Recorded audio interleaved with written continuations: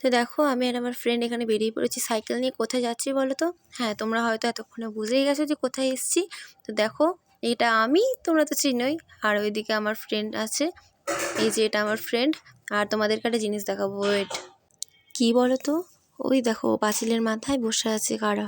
তোমরা যদি যারা যারা বুঝতে পেরেছো কমেন্টে বলো। আর এটা হলো রাজবাড়ি, আমরা রাজবাড়ির ভিতরে চলে এসেছি। এটা হলো রাসমঞ্চ ছিল। রাজবাড়ির পুরো ভিউটা তোমরা দেখে নাও আর বলো কিরকম লাগছে।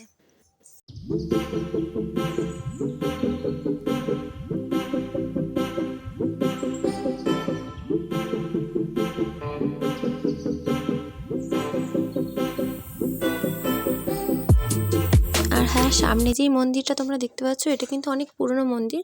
আর এই মন্দিরের মধ্যে কিন্তু অনেক কিছুর কাজ আছে, তোমরা এটা কাছ থেকে না দেখলে বুঝতে পারবে না ভিডিওতে। তো তাও আমি দেখো কাছ থেকে দেখানোর চেষ্টা করলাম। অনেক কিছু আছে কিন্তু এটা তোমাদের এসে দেখতে হবে। আর এখানে বারণ ছিল ভিডিও করা, তাও আমি দেখো তোমাদের জন্য ভিডিওটা দিলাম। প্লিজ একটা লাইক কমেন্ট শেয়ার করে দিও।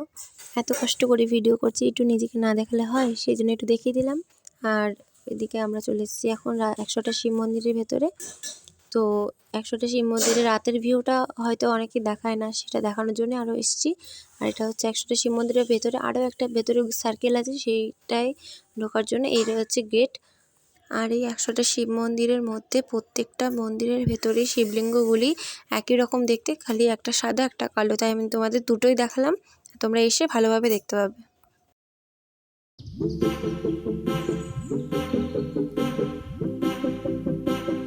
আর এখান থেকে বেরিয়ে আমরা চলে গেছিলাম ক্যাফেতে চা খেতে।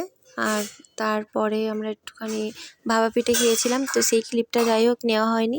যাই হোক, এবার চলে এসেছি বাড়ি। টাটা, আবার পরে দেখা হবে নেক্সট কোনো মিনি ব্লগে। টাটা।